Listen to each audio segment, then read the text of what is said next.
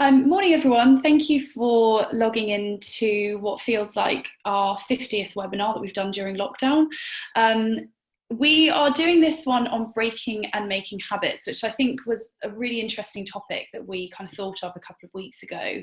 I think most of us can probably relate to wanting to make a habit or break it at some point in our life. So we wanted to do something where we're actually going to educate you on what habits actually are, how they're formed, and then think about some of the mistakes that people make when trying to make them or change them, and then actually how you implement behavior change.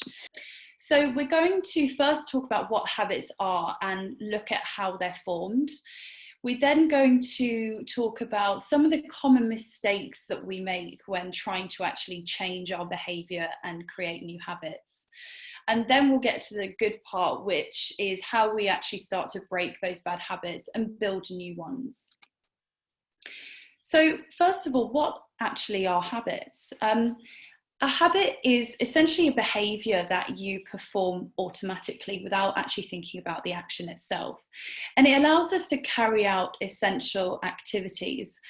Every single one of us have some form of deeply ingrained behaviours that we do without needing to think about, like brushing our teeth, or the way we get dressed, or the time we have our breakfast in the morning. Some habits can be more impactful than others.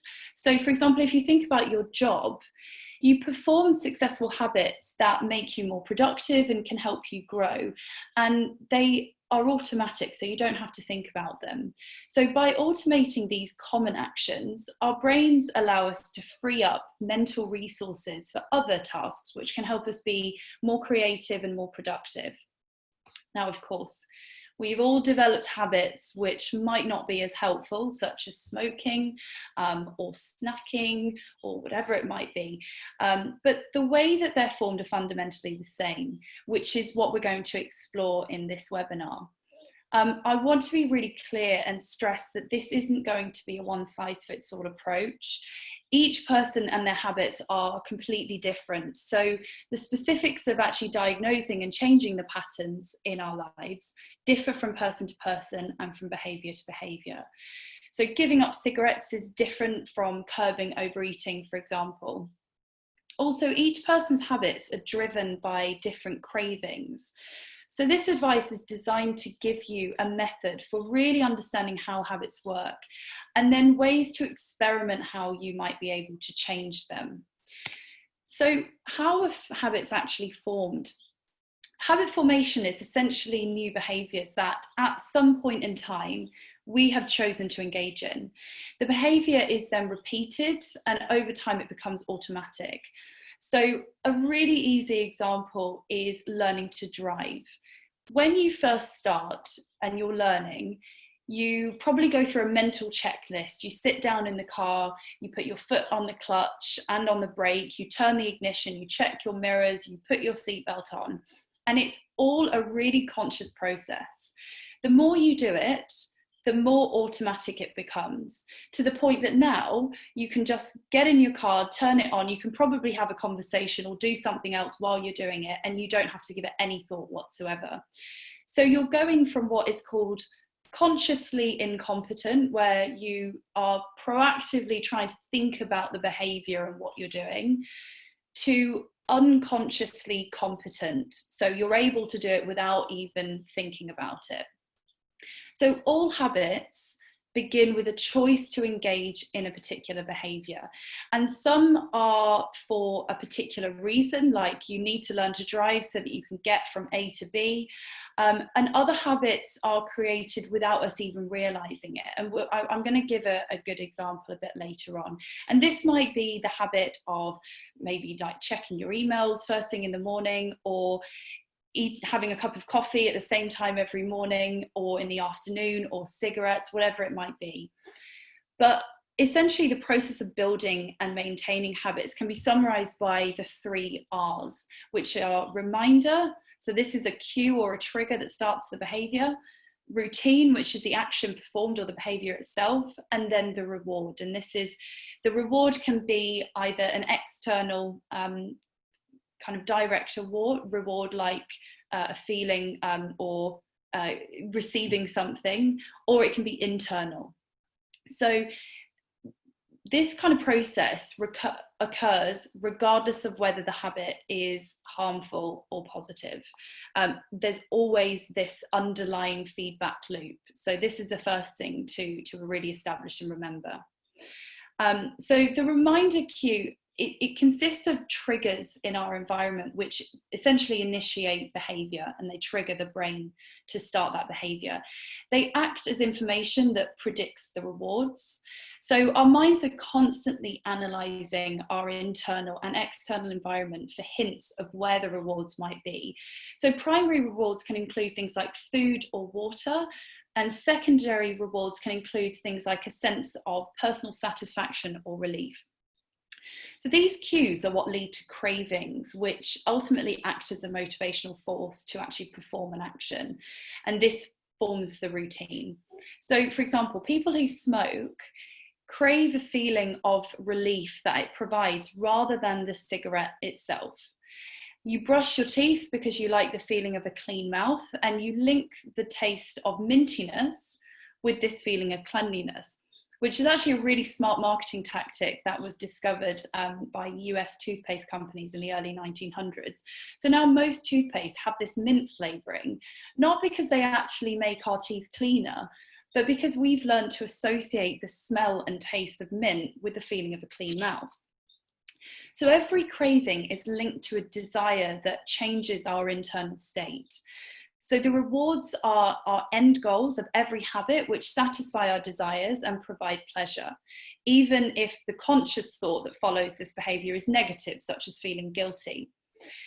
This allows our brain to start detecting useful actions from useless ones. And this process forms this endless feedback loop. So failure in one of these steps will ultimately result in a habit not being formed, which is one of the biggest challenges when actually creating new ones. So what are some of the common mistakes that we make when trying to change our behavior? There's quite a few.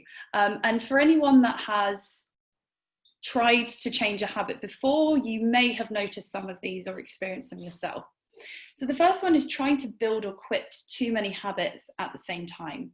This is a really common mistake that people make.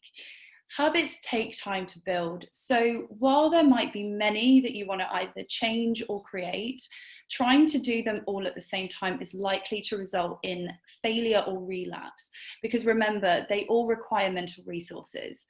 So try and focus on one habit at a time, because it's going to be a lot more manageable, and it creates this gradual change which really helps you to actually maintain the behavior. And after all, we are looking to try and make these lifelong changes and not something that's only going to last a few weeks. The second thing is that you don't have a clear goal of why you're doing it. And you might be struggling to focus on why you actually want to do this new habit. So this is another common mistake. You need to have a certain goal if you want to change your behavior. So you might want to break down a goal into simple tasks that you need to do to get there. For example, if you want to make running a habit, you need to understand why.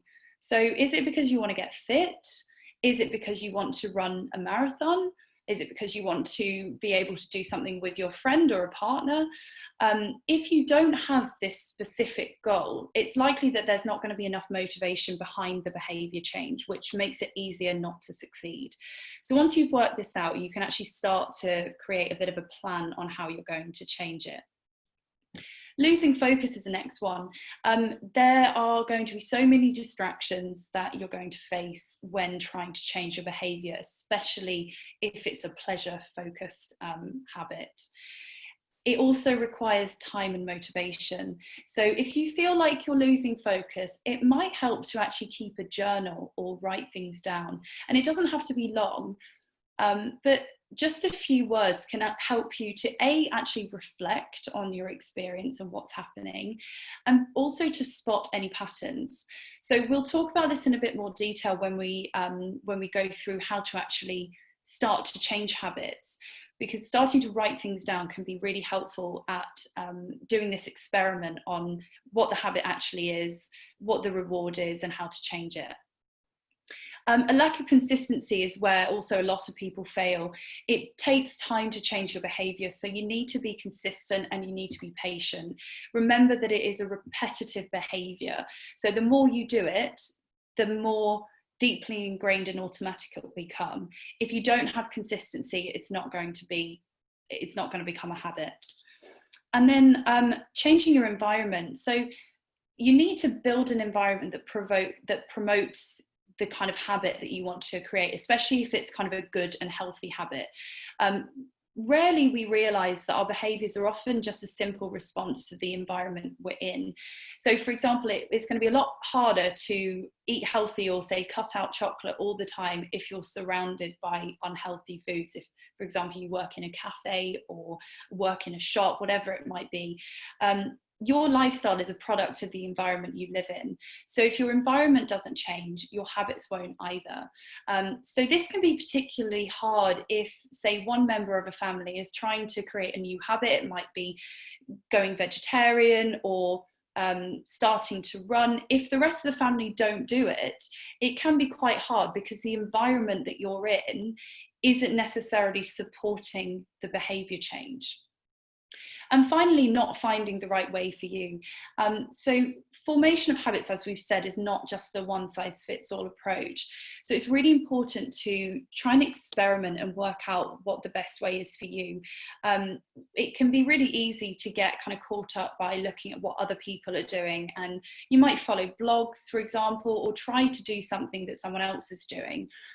If it doesn't work for you, it's going to really impact your motivation and ability to succeed. So it's important to understand your limitations, understand what the challenges might be that you're going to face, and be realistic about your expectations. So most of us are probably familiar with some kind of bad habit that we've got that we wish we could change. And at some point in our lives, I'm sure everyone has made an attempt at breaking at least one of them. Maybe you were successful, but if you weren't, you probably felt frustrated or like it was impossible, and you might have even felt like a failure. Pleasure-based habits are particularly difficult to break because of that enjoyable reward that we get and gives us a sense of accomplishment and satisfaction, which ultimately is a really powerful craving for us.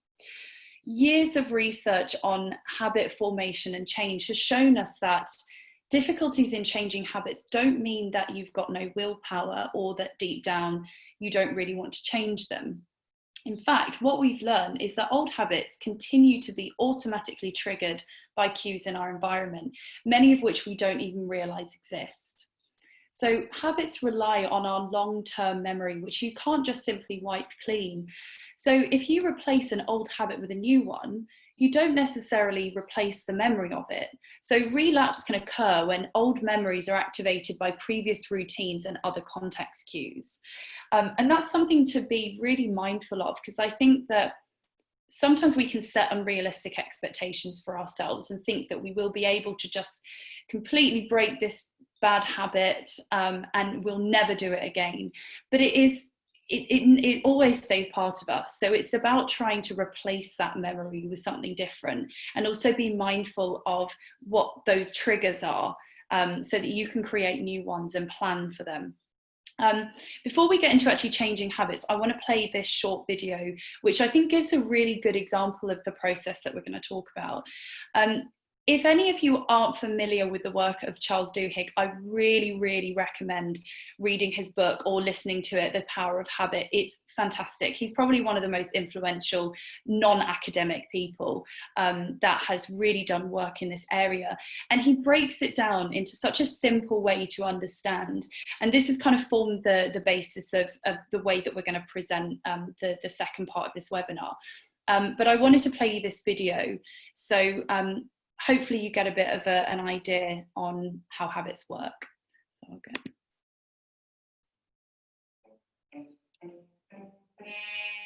Imagine for a moment that you have a habit that you really want to change. Let's say, for instance, you go up to the cafeteria every afternoon and you eat a chocolate chip cookie. This habit has caused you to gain a little bit of weight. In fact, this habit has caused you to gain exactly 8 pounds, and your wife has started making some pointed comments. And when I say you, what I really mean is me, because this is a habit that I had that I just couldn't kick. To understand why that habit was so powerful and what it would take to change it, I had to learn how habits work. Every habit functions the same way. At first, there's a cue, some type of trigger that makes the behavior unfold automatically. Studies tell us that a cue can be a location, a time of day, a certain emotional state, other people, or just a pattern of behaviors that consistently triggers a certain routine. To figure out the cue for my craving, I spent a few days tracking exactly when the urge to eat a cookie hit. And what I noticed pretty soon was something interesting. The cookie craving always hit about between 3 o'clock and 3:30 in the afternoon. That was my cue. It was a certain time of day. The next part in the habit loop is the routine, the behavior itself. And for me, that was pretty easy to figure out. Every day between 3 and 3:30, I'd get this craving for a cookie. I'd get up out of my chair. I'd walk over to the elevator. I'd take the elevator up to the 14th floor. I'd get out. I'd buy a cookie, and then I would eat it while talking to my colleagues in the cafeteria. The last part of the habit loop is the reward. And in some respects, the reward is the most important part because that's why habits exist, so that we can get the rewards that we want. But figuring out a reward is kind of tricky. To figure out what reward was driving my habit, I did a little bit of an experiment. One day when the cookie urge struck, instead of going up to the cafeteria, I went outside and I took a walk around the block. Then the next day, I went up to the cafeteria, but instead of buying a cookie, I got a candy bar and then ate it at my desk. And then the day after that, I went up to the cafeteria again, but I didn't buy anything. Instead, I just talked to friends for about 10 minutes. You get the idea. What I was trying to do was test different hypotheses to figure out what reward I was actually craving. And what I figured out pretty quickly was it had nothing to do with cookies. It had to do with socializing. Nowadays, what happens is at about 3:30 in the afternoon, I absentmindedly stand up, I look around the office, I see a friend, I'll walk over and we'll gossip for 10 minutes, and then I'll go back to my desk. The urge to go get a cookie has completely disappeared. The new behavior has become a habit, and I've lost about 12 pounds as a result. Studies have shown that if you can diagnose your habits, you can change them in whichever way you want. So what are the cues, routines, and rewards in your life? What habit do you want to change? All right, we'll stop that there. I hope everyone was able to hear that. I'm sorry if the sound was a bit weird, but I'm going to talk through sort of the key points that he was making there. But I thought that he kind of gave a really good summary, and it was a good example of something that it was a habit that he wanted to change, and it wasn't as simple as just simply saying, I want to change it. But really, he had to go through a process, a bit of an experiment to understand what the actual behavior was and what was triggering it. So this is what we're going to talk about now. So to understand your own habits, you really need to identify the components of your loops. Once you've diagnosed the habit loop of a particular behavior, you can then start to figure out ways to replace your old routines with new ones. So we'll use the example that Charles Duhigg gave. So every day he got up from his desk between 3 and 3:30, went to the cafeteria, bought a cookie, and then ate it while talking to one of his colleagues. He's probably had many days where he told himself that this will be the last one and tomorrow will be different. But then the next day comes and the urge to go and get the cookie is too much to ignore. So the first thing he did to break that cycle was to identify the routine, which was ultimately the behavior he wanted to change. So for you, this could be having that coffee at 2 p.m. that you don't need, or the cigarette in the morning. And it's also really important to establish a reason for wanting to change the habit. So you've got to know why you want to do it, and it has to be a real reason. It can't just be surface level, because this motivation really helps you to change it. The next thing you've got to do is experiment with your rewards. So this is the part that probably will take a bit more time.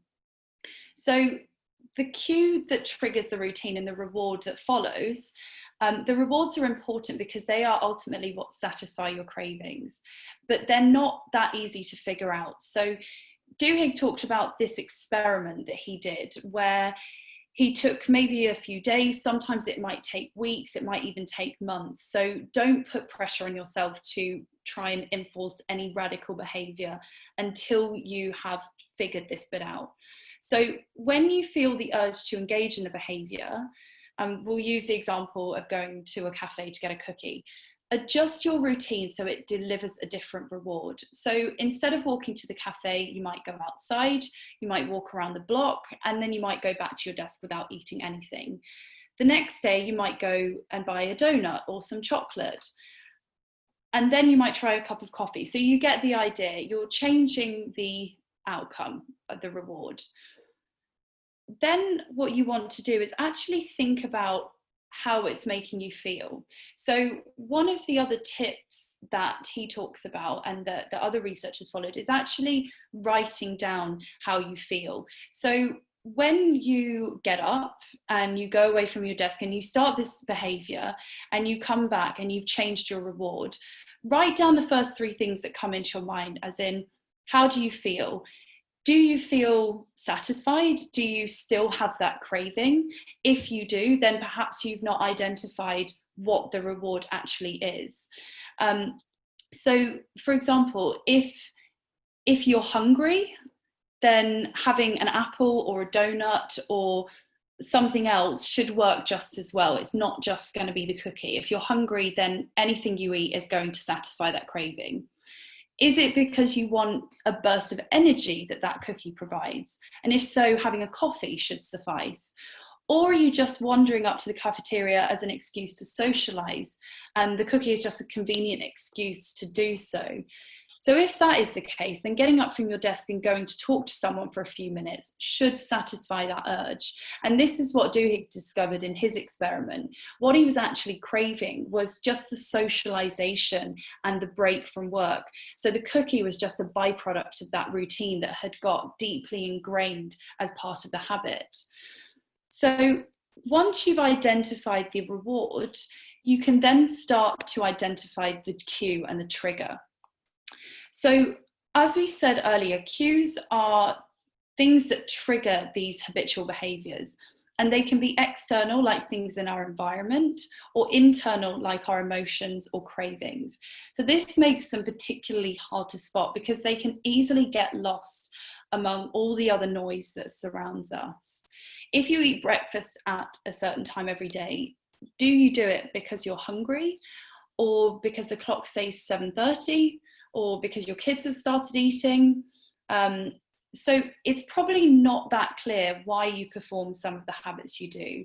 So the next step to changing a habit is actually working out what triggers it.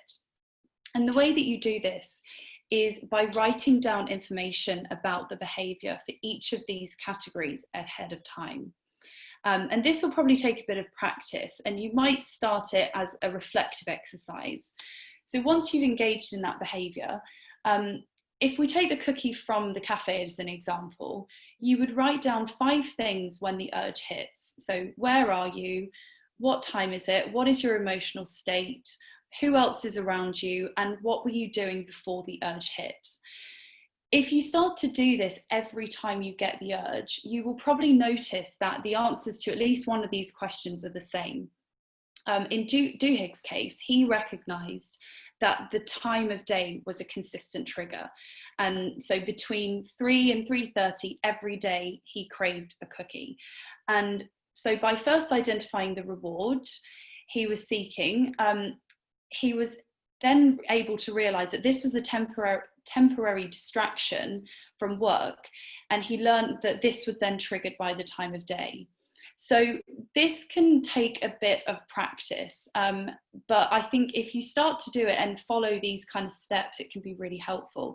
So this could be sometimes if people, for example, are emotional eaters or they overeat in response to emotions like stress, it can be really helpful to keep a bit of a journal as to how you were feeling at the time, what time of day it was, where you were, who else was around, what was happening at the time, to really pinpoint whether there are any consistencies in patterns.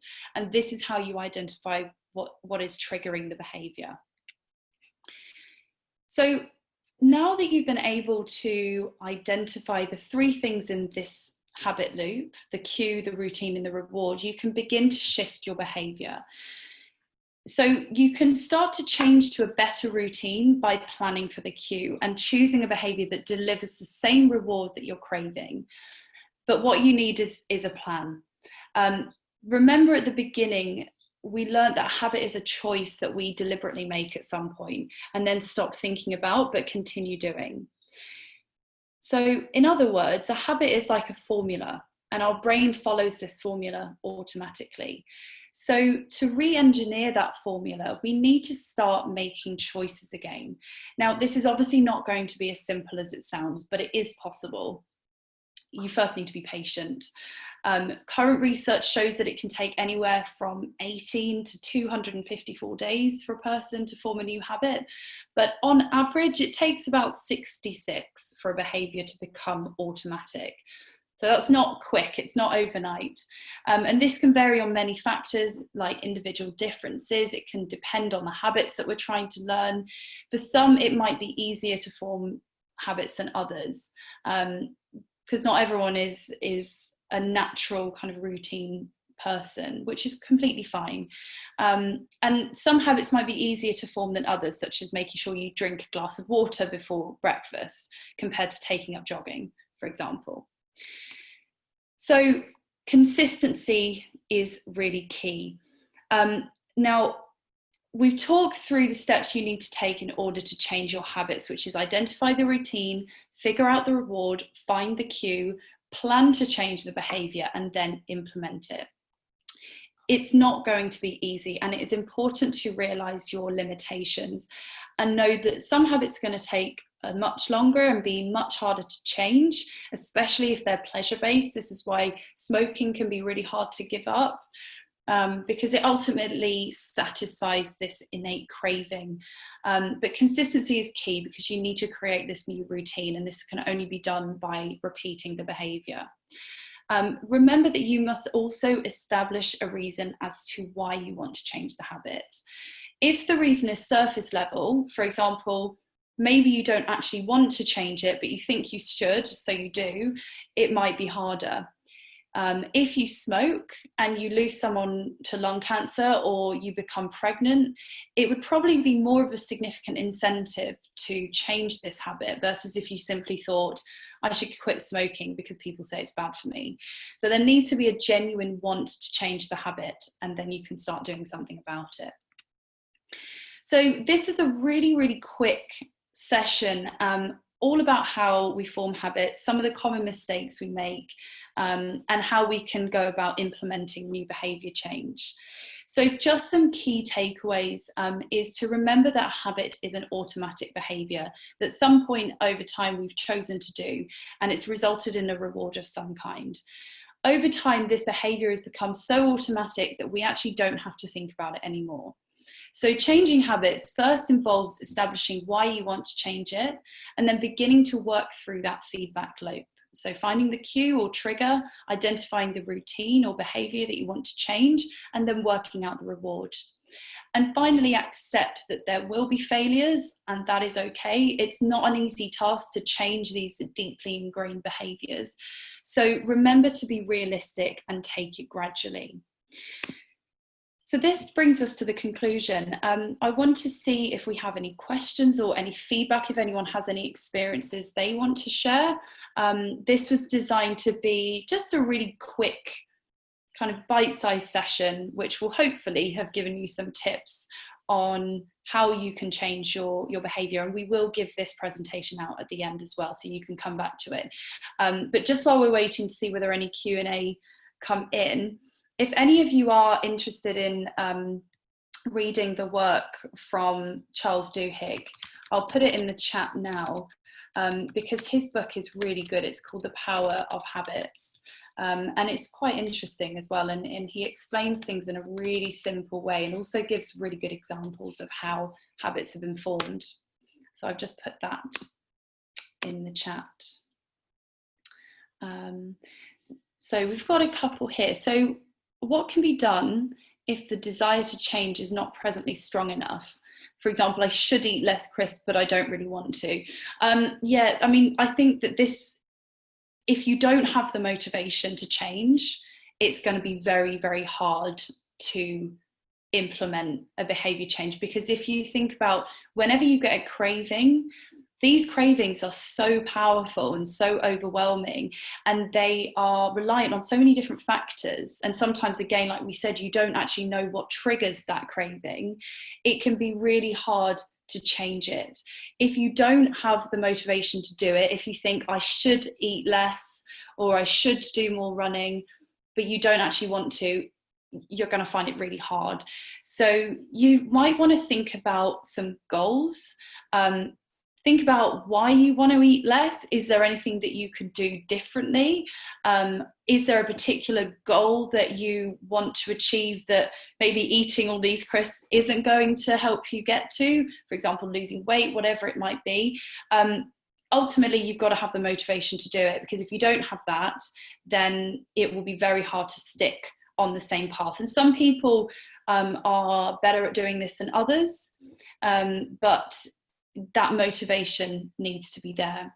You've been working hard to change the habit and you have a lapse. Do you have any tips to prevent you from spiraling backwards? I think that keeping a journal can be really helpful, because there are, especially with some habits, we know that they're going to be a lot harder to change. And so it's very likely that there will be some form of relapse at some point, and that is okay. You've got to be realistic with yourself, and you've got to accept that that's going to happen. But if you start by keeping a bit of it doesn't have to be a long journal, but a bit of a journal on maybe what the situation was, how you felt afterwards, and then you can start to notice patterns of behavior and maybe identify whether certain cues or triggers have maybe caused that relapse. The likelihood is, if you have a relapse, then maybe you haven't actually identified the reward or the trigger properly. So you might want to do a bit of an experiment. And remember that if it's a pleasure-based habit, you have to make sure that a reward is still coming. Because if you're trying to change something like smoking, you need to understand what is that reward you're craving. Is it just so that you have an opportunity to take a break from your desk? If so, could you go and get a coffee instead? Is it because you crave the relief of that nicotine? And if so, having different rewards is going to be important. That's why people sort of gradually wean themselves off it or start to have the patches, for example. But I'm not an expert on smoking cessation. But making sure that you have something that is going to provide you some form of reward is going to be helpful, as well as tracking your behavior and how you've been feeling. Do you think that low mood can be caused by bad habits? Could it be changed using the same method? It depends what the habit is, to be honest. That's quite a difficult question to add. I think sometimes there can be a bit of a cycle of behavior, and a certain behavior might make you feel guilty, which can then impact your self-esteem and impact your mood. Eating is one big thing. If we're a comfort eater, or we eat or binge because we're stressed or in a particular emotional state, that can exacerbate things further, and we might feel guilty, we might feel ashamed of ourselves, and this can make our mood feel worse or make us feel anxious. So it can be a bit of a vicious cycle.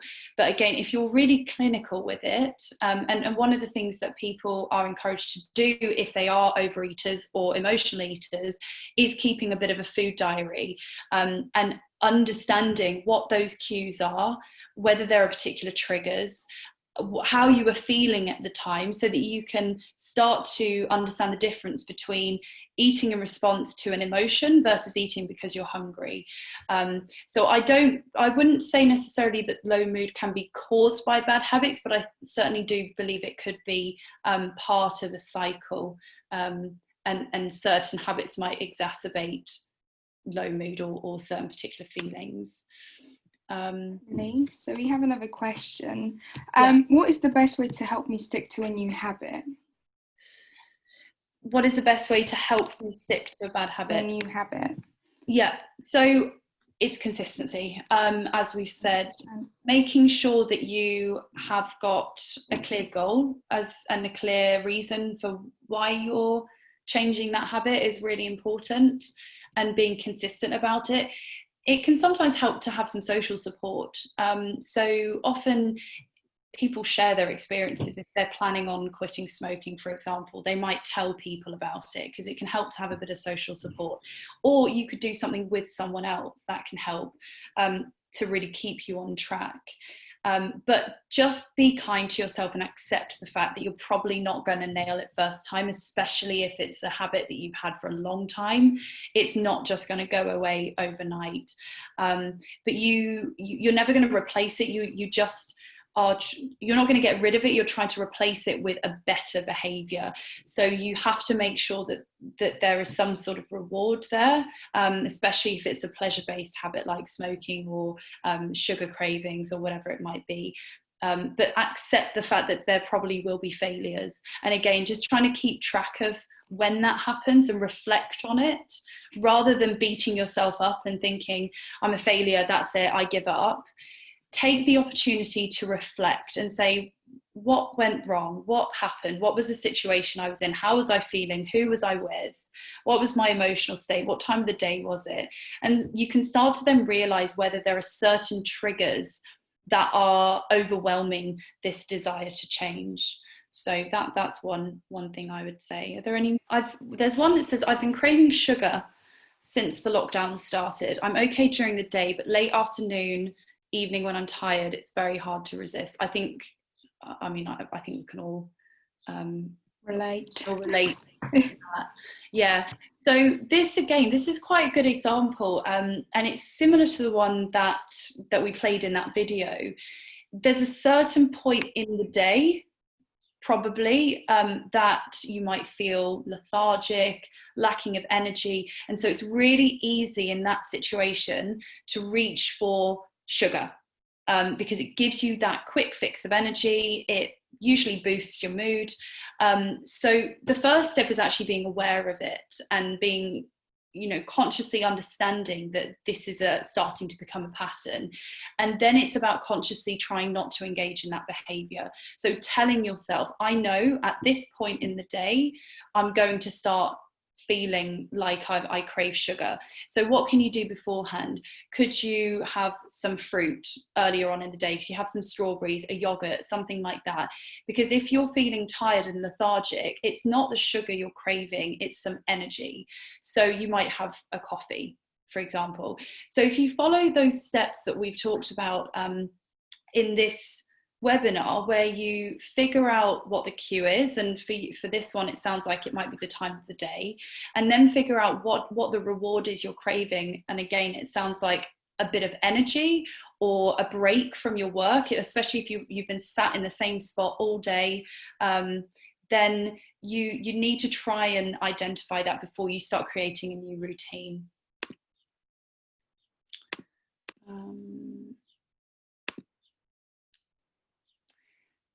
Someone else says, what about imagining the goal?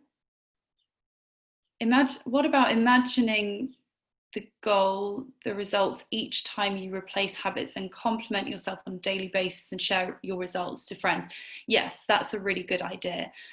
Complimenting yourself, I'm really glad that you brought that up, actually, because quite often we are very good at beating ourselves up if we don't achieve something, and it can be really easy to focus on the negative and then get derailed. And this is why yo-yo dieting, as an example, is just never works, because you try and go into this, you go in too hard, too fast, you try and cut all of these things out without actually making a plan and doing it gradually. And then at some point you get triggered and you have a relapse, and it can then be really easy to spiral from there and feel like a failure. But giving yourself little compliments and patting yourselves on the back and sharing your results, like you said, with your friends, can really help to motivate yourself. So a personal example I can give you is that I decided I wanted to start running during lockdown because I didn't have access to a gym anymore.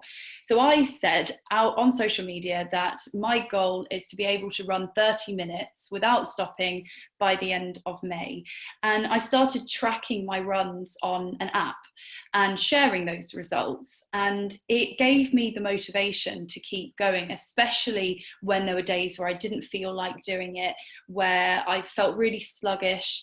But sharing those results and then having people compliment me on them or whatever it might be gives you that motivation. So actually, yeah, sharing with people, especially if it's something that is harder to pick up, is really helpful and can help you to feel motivated to do it.